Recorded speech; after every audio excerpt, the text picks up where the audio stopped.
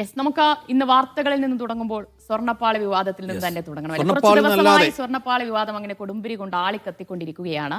കത്തിയാളുന്ന കേരള രാഷ്ട്രീയത്തെ അതിഗൗരവതരമായി ബാധിച്ചിരിക്കുന്ന ഒരു വിഷയമായതുകൊണ്ട് നമുക്ക് അതിന്റെ വിശദാംശങ്ങൾ എന്ന് വെച്ചാൽ SIT അന്വേഷണം, പ്രത്യേക അന്വേഷണ സംഘം ഏതെല്ലാം വഴികളിലൂടെയാണ് സഞ്ചരിക്കുന്നത് എന്നത് അറിയാനായിരിക്കും പ്രേക്ഷകർ പ്രത്യേകിച്ചും താല്പര്യം. ഇപ്പോൾ അത് പറഞ്ഞുകൊണ്ട് തുടങ്ങാം. യെസ്, ശബരിമല സ്വർണ്ണക്കൊള്ളയിൽ കൂടുതൽ തെളിവ് തേടി അന്വേഷണ സംഘത്തിന്റെ യാത്ര അത് പുരോഗമിക്കുകയാണ്. കേരളത്തിനകത്തും പുറത്തുമൊക്കെ പരിശോധനകൾ തുടരുന്നുണ്ട്. വിവിധ ഇടങ്ങളിൽ നിന്നും ശേഖരിച്ച രേഖകളും പരിശോധിച്ചു വരികയാണ്. ഇത് പൂർത്തിയായ ശേഷം കേസിലെ പ്രതികളെ ചോദ്യം ചെയ്യാനാണ് തീരുമാനം. ഉണ്ണികൃഷ്ണൻ പോറ്റിയെ വൈകാതെ ചോദ്യം ചെയ്യും. വിവരങ്ങളുമായി സിജോ വി ജോൺ ചേരുകയാണ്. Sijo, good morning. നമ്മൾ സ്വർണ്ണക്കൊള്ള വിവാദത്തിലെ SITയുടെ തുടർ നീക്കങ്ങൾ, അന്വേഷണമൊക്കെ പുരോഗമിക്കുമ്പോൾ എവിടെ വരെ എത്തി നിൽക്കുന്നു? കേരളത്തിനകത്തും പുറത്തുമൊക്കെ അന്വേഷണവും വ്യാപിപ്പിച്ചിരിക്കുകയാണോ സംഘം?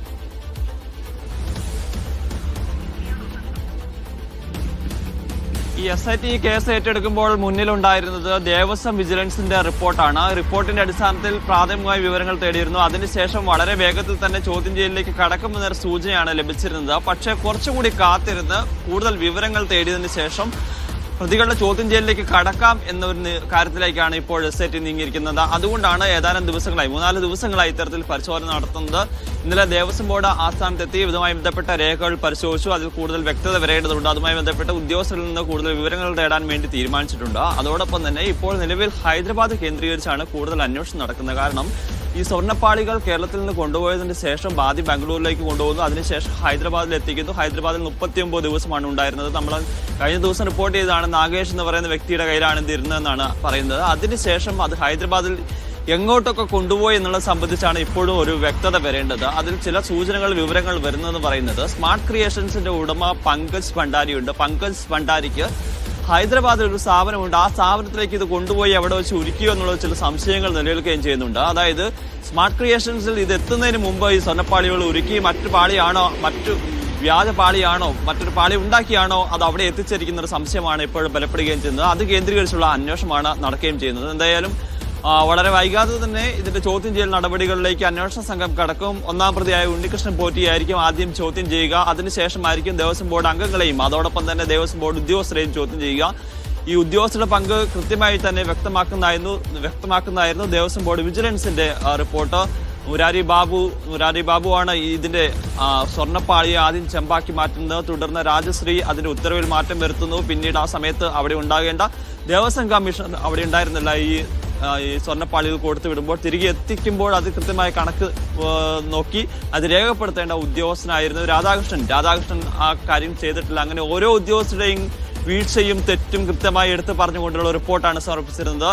അതുകൊണ്ട് ആ റിപ്പോർട്ടിൽ പ്രതികളാക്കപ്പെട്ട അത് പ്രകാരം പിന്നീട് SIT പ്രതികളാക്കിയ ഓരോരുത്തരെയും പ്രത്യേകം ചോദ്യം ചെയ്യാൻ വേണ്ടിയാണ് തീരുമാനിച്ചിരിക്കുന്നത്. എന്തായാലും അത് വരുന്ന ദിവസങ്ങളിൽ തന്നെ ഉണ്ടാവുമെന്നാണ് പ്രതീക്ഷിക്കുകയും ചെയ്തത്. എന്തായാലും ഊർജിതമായി തന്നെയാണ് അതിന്റെ അന്വേഷണം നടക്കുകയും ചെയ്യുന്നത്. ദേവസ്വം ബോർഡിന്റെ ഭാഗത്തു നിന്ന് നടപടികൾ ഉണ്ടാകുന്നു. ആദ്യം മുരാരി ബാബുവിനെയാണ് സസ്പെൻഡ് ചെയ്തിരുന്നെങ്കിൽ ഇന്നലെ ഇപ്പോൾ നിലവിൽ ഉദ്യോഗസ്ഥനായിട്ടുണ്ടായിരുന്ന സർവീസിലുണ്ടായിരുന്ന സുനിൽ കുമാറിനെയും സസ്പെൻഡ് ചെയ്തിരിക്കുകയാണ്. മറ്റു ഉദ്യോഗസ്ഥർക്കെതിരെ, വിരമിച്ച ഉദ്യോഗസ്ഥർക്കെതിരെ എന്ത് നടപടി സ്വീകരിക്കണമെന്ന കാര്യവും ദേവസ്വം ബോർഡ് ആലോചിക്കുന്നുണ്ട്. പക്ഷെ അത് കോടതിയുടെ നിർദ്ദേശപ്രകാരം, കോടതിയുടെ ഉത്തരവ് പ്രകാരം സ്വീകരിക്കാം എന്നുള്ളതാണ് ദേവസ്വം ബോർഡ് തീരുമാനിച്ചിരിക്കുന്നത്. അവരുടെ പെൻഷൻ ഉൾപ്പെടെയുള്ള ആനുകൂല്യങ്ങൾ തടയുന്നതാണ് ബോർഡിന്റെ പരിഗണനയിലുള്ളത്. പ്രതിപക്ഷ നേതാവ് സിജോ ഇന്നലെയും ആവർത്തിക്കുന്നത് കണ്ടു. യഥാർത്ഥ പാളി, ഒറിജിനൽ പാളി മറ്റാർക്കോ വിറ്റു എന്ന് വെച്ചാൽ ഏതോ ഒരു കോടീശ്വരൻ അത് വിറ്റു എന്ന് ദിവസങ്ങളായി ആവർത്തിക്കുന്നുണ്ട് VD സതീശൻ. ഫേക്ക് പാളി, വ്യാജ പാളിയാണ് ചെന്നൈയിൽ എത്തിച്ചത്. ആ രീതിയിൽ വലിയ തിരിമറി അവിടെ നടന്നിട്ടുണ്ട്, വലിയ കൊള്ള നടന്നിട്ടുണ്ട് എന്ന് നിരന്തരം പ്രതിപക്ഷം ആവർത്തിക്കുന്നുണ്ട്. അപ്പോൾ ഇതിനകത്ത് ഈ അന്വേഷണം നീളും തോറും സർക്കാരിനെ സംബന്ധിച്ചിടത്തോളം, CPM-നെ സംബന്ധിച്ചിടത്തോളം അതിൻ്റെ പ്രതിരോധത്തിലാവുന്നതും അപ്പം കൂടുതൽ ഉത്തരം പറയേണ്ടി വരുന്നതുമായൊരു അവസ്ഥയുണ്ട്. ഹൈക്കോടതിയാണെങ്കിൽ വളരെ കുറഞ്ഞ സമയം അന്വേഷണത്തിന് അനുവദിച്ചിട്ടുമുള്ളൂ. അതുകൊണ്ട് ഈ അന്വേഷണം കൂടുതൽ തെളിവുകളെടുത്താണ് മുന്നോട്ട് പോകുന്നതെന്ന് സിജോ പറയുന്നുണ്ടെങ്കിൽ കൂടിയും വളരെ വേഗത്തിൽ ഇത് തീർക്കുക എന്ന ഒരു സമീപനം SITക്കുണ്ടോ? അതിന്റെ ഭാഗമായി ഉണ്ണികൃഷ്ണൻ പോറ്റി എന്തുകൊണ്ടായിരിക്കും ഈ കസ്റ്റഡിയിലെടുത്ത് ചോദ്യം ചെയ്യാൻ വൈകുന്നത്?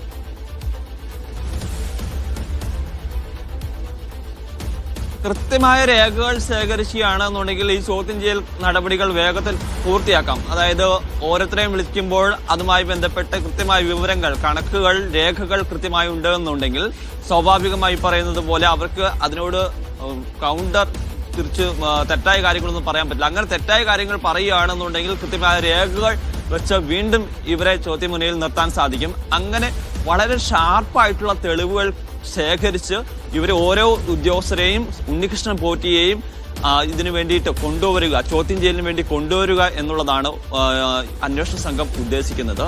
കാരണം ഇത് വർഷങ്ങൾക്ക് മുമ്പ് നടന്ന സംഭവമാണ്. ഇതിന് ആധികാരികമായ മറ്റ് തെളിവുകളില്ല, ഈ ദൃശ്യങ്ങൾ ഉൾപ്പെടെയുള്ള തെളിവുകളില്ല. ഇത് ഏറ്റവും ഫാക്ട്സ് ആയിട്ടുള്ള സാധനങ്ങളിൽ നിർണായകമാകുക എന്ന് പറയുന്നത് ഇതുമായി ബന്ധപ്പെട്ട രേഖകളാണ്. അതോടൊപ്പം തന്നെ ഇതിനെ സപ്പോർട്ട് ചെയ്യുന്ന മറ്റു മൊഴികളാണ്.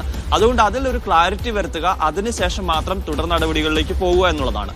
അങ്ങനെ കൃത്യമായ രേഖകൾ ലഭിക്കുകയാണെന്നുണ്ടെങ്കിൽ ഇവരെ ചോദ്യം ചെയ്യുന്നതിന്റെ അടിസ്ഥാനത്തിൽ കൃത്യമായ തെളിവുകൾ ഉണ്ടെന്നുണ്ടെങ്കിൽ ഇവർ സമ്മതിക്കുകയാണെന്നുണ്ടെങ്കിൽ അറസ്റ്റ് ഉൾപ്പെടെയുള്ള നടപടികളിലേക്ക് പോകാം എന്നൊരു കണക്കുകൂട്ടലാണ് ഉള്ളത്. അത് വളരെ മികച്ചൊരു തീരുമാനം കൂടിയാണ്. അതുകൊണ്ടാണ് അത്തരത്തിലുള്ള ഒരു നടപടികളിലേക്ക് അന്വേഷണ സംഘം നീങ്ങുകയും ചെയ്യുന്നത്. എന്തായാലും വളരെ ഇനി ഏറെ വൈകില്ല എന്നുള്ളതാണ് നമുക്ക് മനസ്സിലാകുന്നത്. കാരണം ഇതുമായി ബന്ധപ്പെട്ട് എത്തേണ്ട സ്ഥലങ്ങളെല്ലാം ഒരു പരിധി വരെ അന്വേഷണ സംഘം ഇപ്പോൾ എത്തിയിട്ടുണ്ട്. ആ ഡാറ്റാസ് കളക്ട് ചെയ്തിട്ടുണ്ട്. അതിന്റെ പരിശോധനകൾ മറ്റുമാണ് ഇപ്പോൾ നടന്നുകൊണ്ടിരിക്കുന്നത്.